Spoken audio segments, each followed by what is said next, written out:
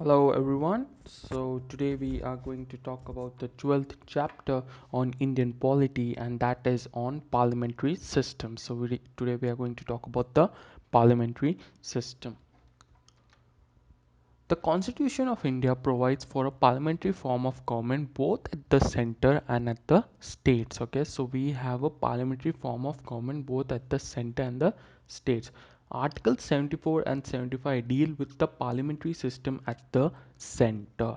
Article 163 and 164 deal with the parliamentary system at the states. Okay, so Article 74 and 75 it deals with the parliamentary system in the center, and 163 and 164 it deals with the system in the states.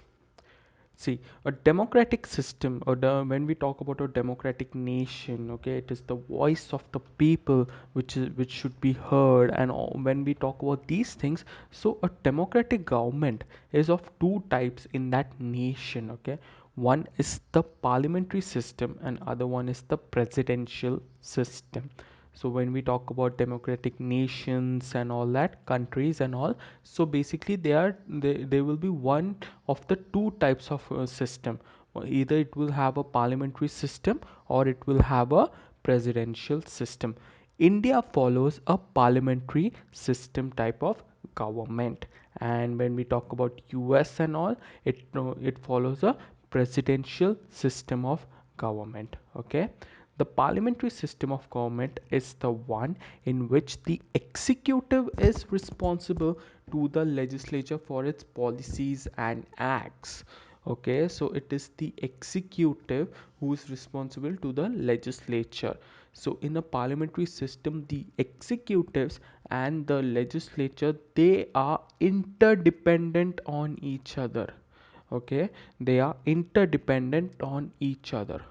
And in the presidential form, they are independent of each other.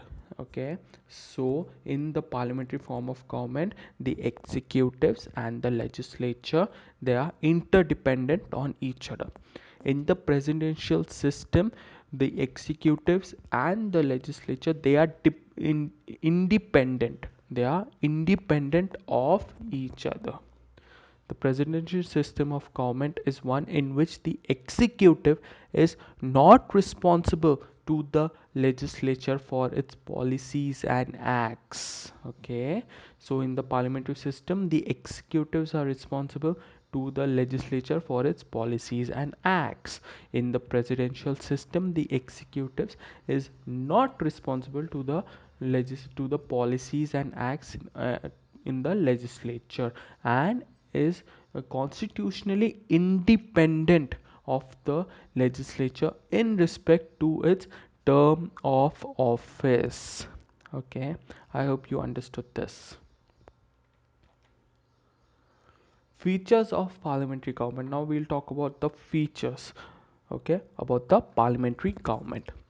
The first one is the nominal and real executives. Okay, the president is the nominal executive, the genuine executive, while the prime minister is the real executive, de facto executive. So when we talk about a parliamentary system, the president, he becomes the nominal executive, and the prime minister, he becomes the real executive. Thus, the president is the head of the state, while the prime minister is the head of the government. Okay, so the president is called as the head of the state. He is the head of the state, and the prime minister is the head of the government. Article 74 provides for a council of ministers headed by the prime minister to aid and advise the president in the exercise of his functions. Okay, so Article 74 says that the prime minister will have his council of ministers, and he will advise the president in his exercise of his function, in the exercise of his functions. Okay, the advice is binding to the president. I'll explain one more time now. the president, okay, he is a nominal executive, and the prime minister, he is the real executive. Okay, now the president is the head of the state, and the prime minister is the head of the government. Okay, after that, the article 74 says that there will be a council of ministers headed by the prime minister. So there will be a council of ministers, and the leader of the council of ministers is the prime minister, and he will aid and advise. Okay, he will advise the president in the exercise of his functions. Okay, so he will advise the president for the various functions which it needs to be taken. Okay, the advice is binding to the president, which means that if the prime minister with his council of ministers is advising the president on something, then it is the duty of the president to follow it. Okay, so this is what the first point says. The second, majority party rule. The political party which secures majority seats in the Lok Sabha forms the government. The leader of that party is appointed as the prime minister by the president. What does this mean? This means that every 5 years the election takes place. Okay, both for the state as well as for the center. Okay, so when we talk about the center, the political party, okay, the political party, be it BJP, Congress, and all, these are all the political parties. Okay, a political party which manages to secure majority of the seats in the Lok Sabha. Okay, so a political party, if it wins majority of the seats in the Lok Sabha, then that political party is allowed to form the government. Okay, so that political party is allowed to form the government. The leader of that political party, okay, so the leader of that political party will be appointed as the prime minister by the president. Okay, so if we talk about 2014 elections, BJP won the elections, so it secured majority of the seats in the Lok Sabha. And who was the leader of the political party? It was Mr. Narendra Modi. Okay, so he was the leader of BJP, so he was appointed as the prime minister by the president. Other ministers are appointed by the president on the advice of the prime minister. Okay, so now what has happened is that the leader of that party has been appointed as the prime minister. Okay, so Narendra Modi was appointed as the prime minister in 2014. Now the prime minister will advise the president who he wants to be his other ministers.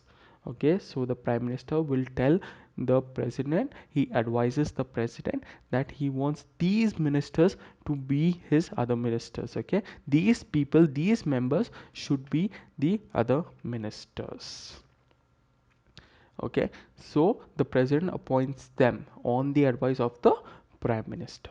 However, when no single party gets the majority, a coalition of parties may be invited by the president to form the government. Now, what this means is that if no party has managed to get majority in the Lok Sabha, okay, if no party has managed to get majority in the Lok Sabha, in that case, the president can allow a coalition of parties, a group, a party, two or more parties can come together to form one coalition, and they can form the government.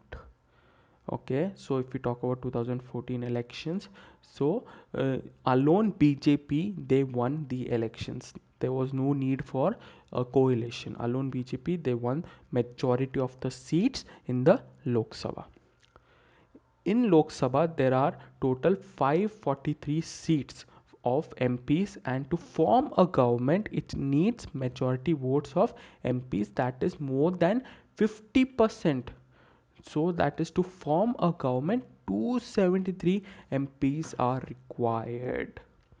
Okay, so this thing says that in Lok Sabha there are total 543 seats for MPs, okay, and two come from Anglo-Indian community which the president appoints. So out of 543, more than 50% should be secured by a single political party or by a coalition of parties. Okay, so more than 50% should be won by a party. Okay, so then only they can form the government. That is what is said. Third is collective responsibility. The ministers are collectively responsible to the parliament in general and to the Lok Sabha in particular. Okay, so the ministers are collectively responsible to the parliament. Okay, they act as a team and swim and sink together. Okay, so all the ministers, they everyone they act as a team. Okay, and they everyone they function together, or else everyone will sink together. So that's what it means. Okay, which means by and swim and sink together. The principle of collective responsibility implies that the Lok Sabha can remove the ministry, that is the Council of Ministers headed by the Prime Minister, from office by passing a vote of no confidence. Okay, so this is what it means. So everyone is working together. Everyone is working together, or else everyone will sink together. It is the collective responsibility for all the ministers to work together in the parliament. The political homogeneity. Usually, members of the Council of Ministers belong to the same political party and hence they share the same ideology, right? So, the political party who are there in the parliament, usually most of them, if one single political party has won the election, so they have more than 50% majority in the parliament, right? So they have more than 50% majority in the Lok Sabha. Okay, so in that case what happens is that everyone is thinking together because everyone belongs to the same political party, right? So everyone is thinking together, everyone's thinking the same thing. So that is what is meant by political homogeneity.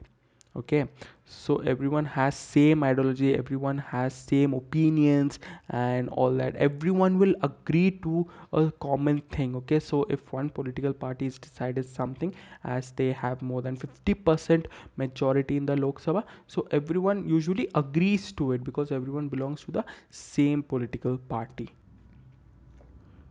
Fifth, double membership. The ministers are members of both the legislature and the executive.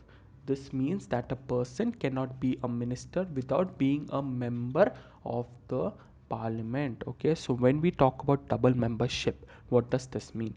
This means that a person, okay, a minister, he is a member of both the legislature and the executive.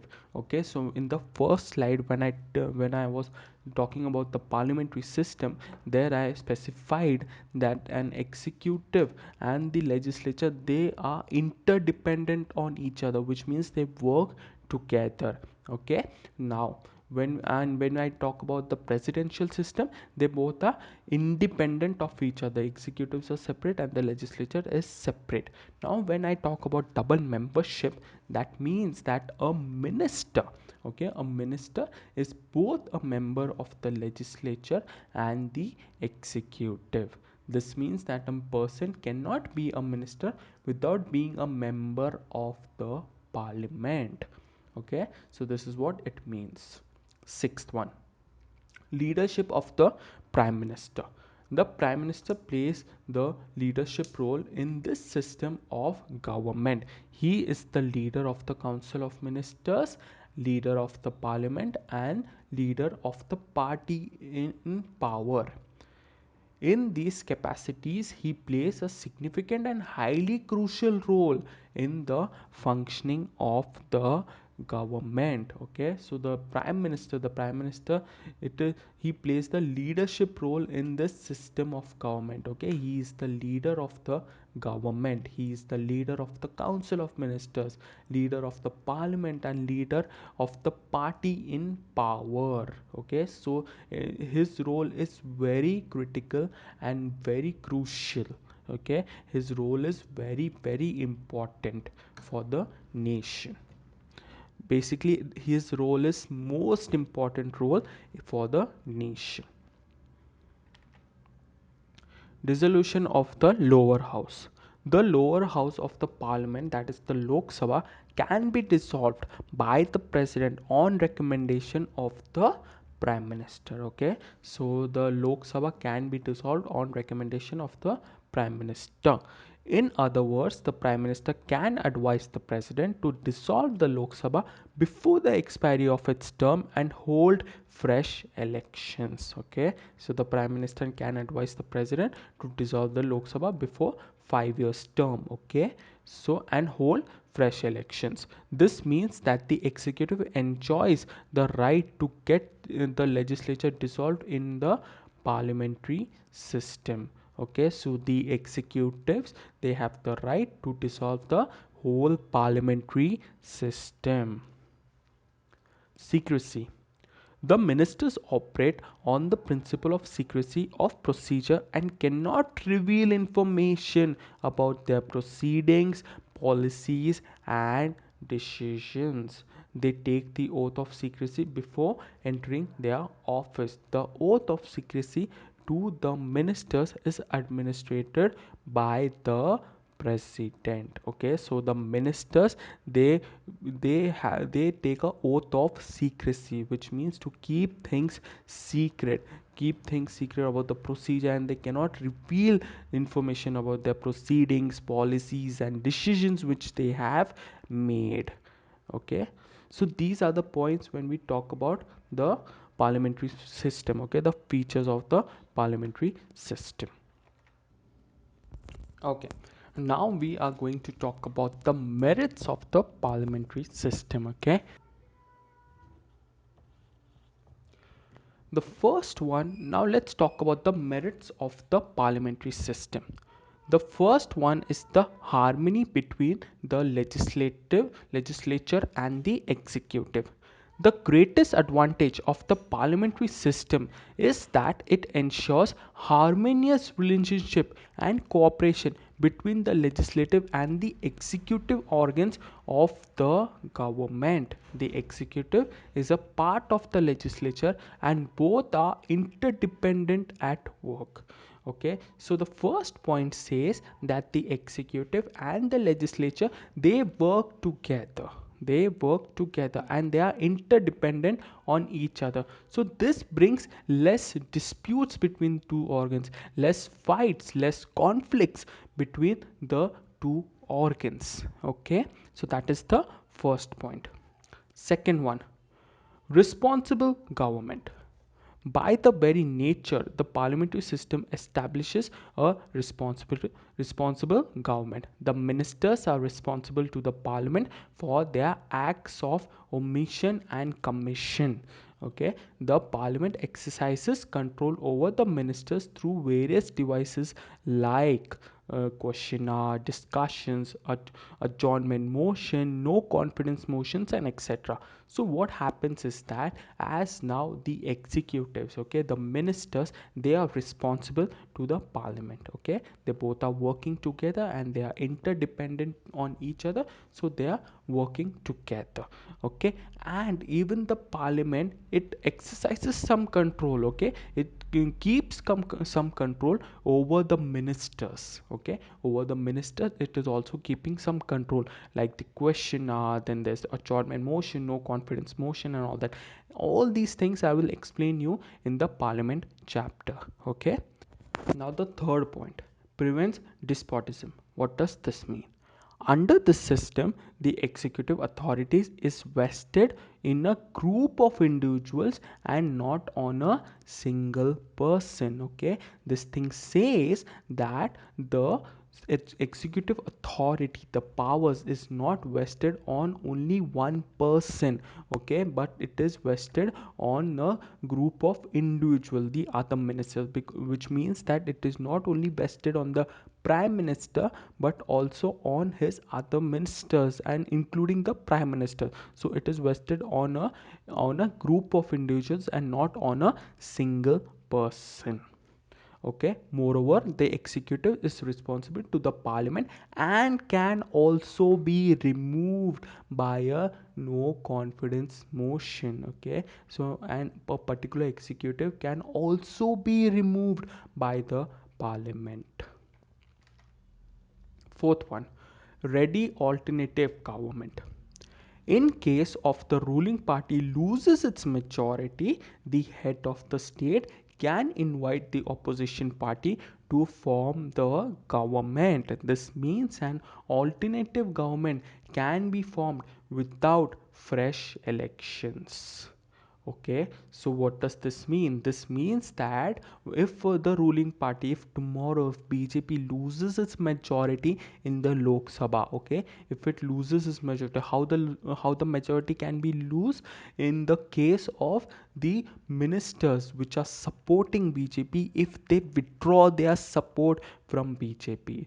Okay, if the members of the parliament who are supporting a particular political party, if they withdraw their support, if they say that we no longer support this political party and they withdraw their support, in that case what happens is that the majority is loose, the number comes down from 273. Okay, so if the number comes down below 273, at that case what happens is that the majority is lost. Okay, in that case what the president can do is that he can invite the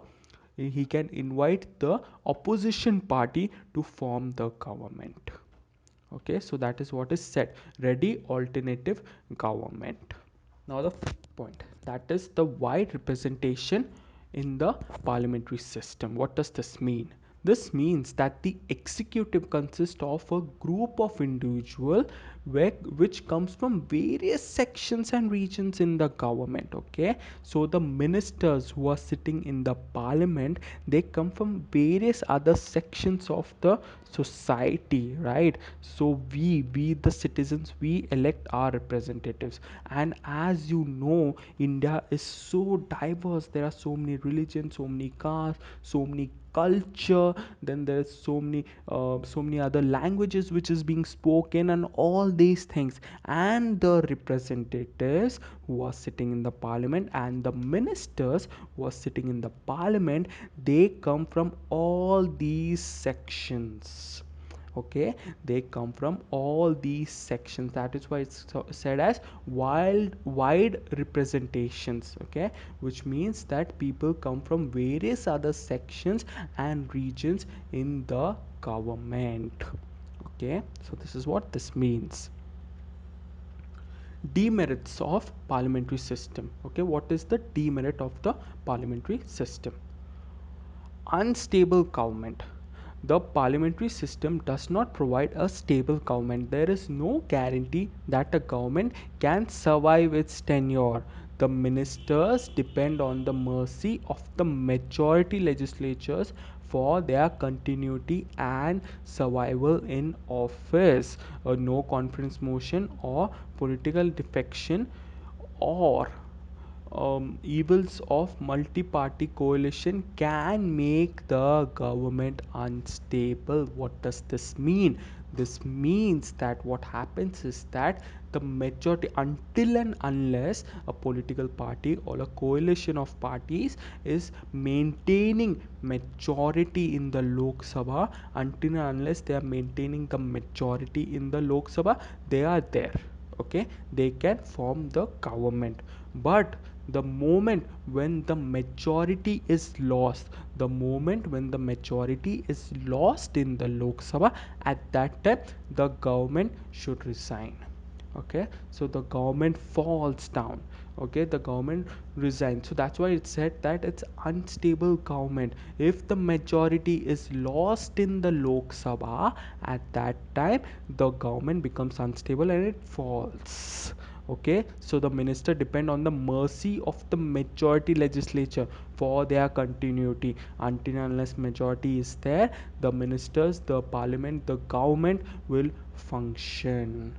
Okay, if the majority is lost, then the government falls down. Okay, if there's coalition, okay, different parties, they come together and they have formed the government. If a particular party from that coalition withdraws its support, okay, if they withdraw its support, then at that time the majority is also lost, right? And that time also the majority is lost. At that time the government becomes unstable. So that's what one of the demerits of the parliamentary system. Okay, disadvantage of the parliamentary system, which is unstable government.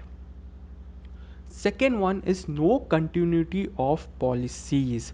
The parliamentary system is not conducive for the formation and implementation of long term policies. Thus, this is due to the uncertainty of the tenure of the government. A change in the ruling party is usually followed by changes in policies of the government. So what happens is that, okay, in a particular term, okay, of let's say the congress, okay, so the congress, they have made some policies and all. So what happens is that now when BJP won the election, they usually try to change most of the policies. They try to bring in new policies, they try to modify the old policies which was made from some other political party. The same thing goes when the some other party, okay, so in that case, if the BJP is in ruling party and if next time the congress they come in, they will make other policies and they will change policy, they will modify the policies. So there is no kind of continuity of these policies. Okay,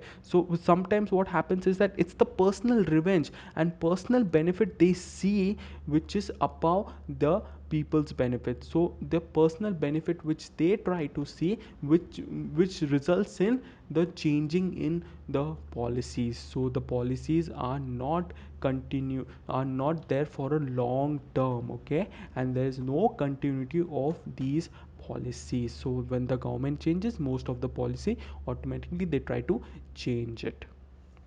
Third one, the dictatorship of the cabinet. When the ruling party enjoys absolute majority in the parliament, the cabinet becomes autocratic and exercises nearly unlimited powers. What does this mean?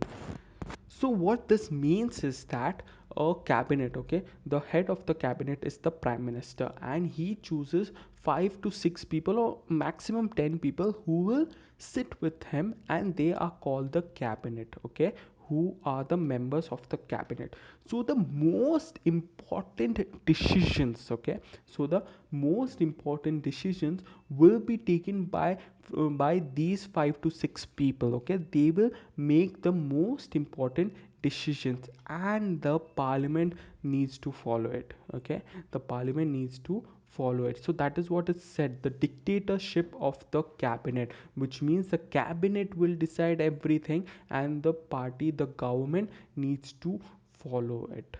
So that is what it said. The cabinet becomes autocratic and exercises nearly unlimited powers. Okay, so this is what is called by the dictatorship of the cabinet. Fourth one, against separation of powers in the parliamentary system, the legislature and the executives are together and inseparable. The cabinet acts as the leader of the legislature as well as the leader of the executive. So the cabinet is not only the leader of the executive, but now it becomes the leader of the legislature also. Fifth one, government by amateurs. The parliamentary system is not conducive to administrative efficiency as the ministers are not experts in their fields. Okay, the prime minister has a limited choice in the selection of ministers. His choice is restricted to the members of parliament alone and does not extend to external talent. So what does this mean? See, this is very very common in our country. How many times have you voted a person who is not an expert in his field? Okay, he just has a strong political background and all these things, so you vote for him, but have you actually seen his qualifications? No, right? So that is what is happening. The government by amateurs. So these people who are sitting in the center are not experts in their field. Okay, what are their qualifications and all, right? We actually don't know, but we vote them usually. And the prime minister, he has only limited choice. So the prime minister is trying for the betterment of the country, and he tries to appoint those people who are expert in their fields. But we as citizens, we are voting for the people who are not experts in their fields. And at that time what happens is that the prime minister, he has limited choice to choose from amongst them.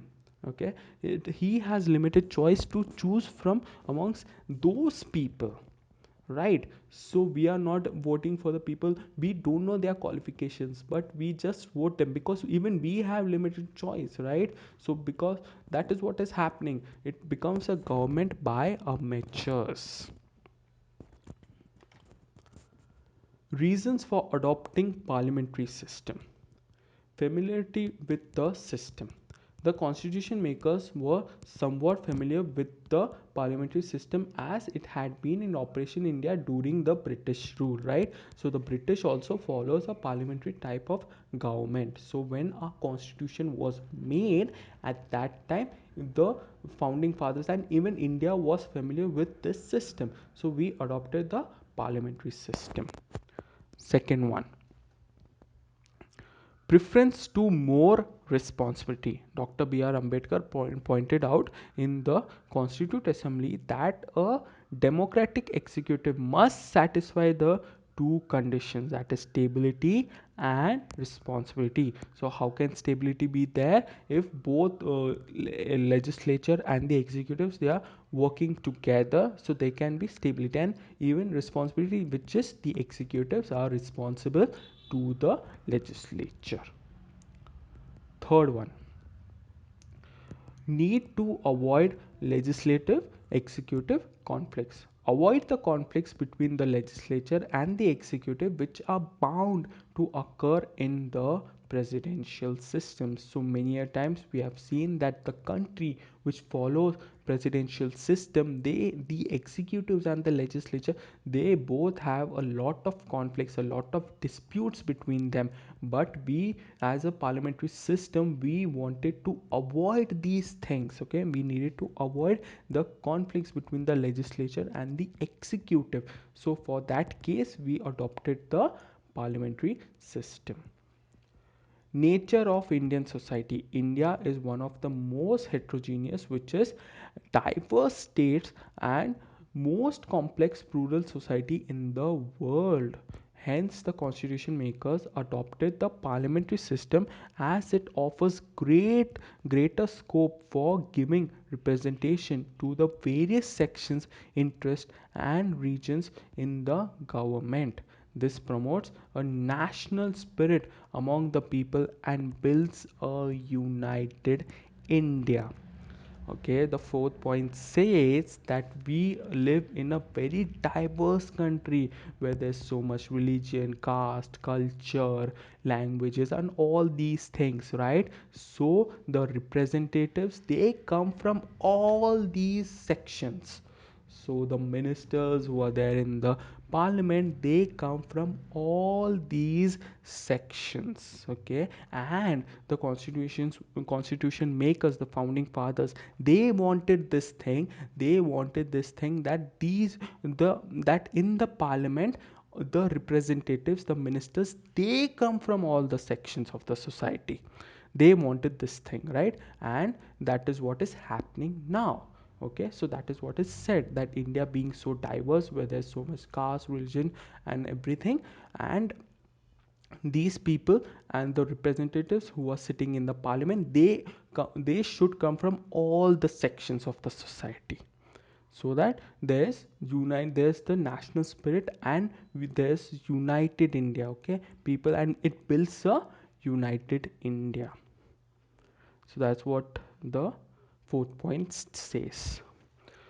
Okay then guys, this is the end of the 12th chapter. I hope you liked the lesson. So thank you. Bye bye.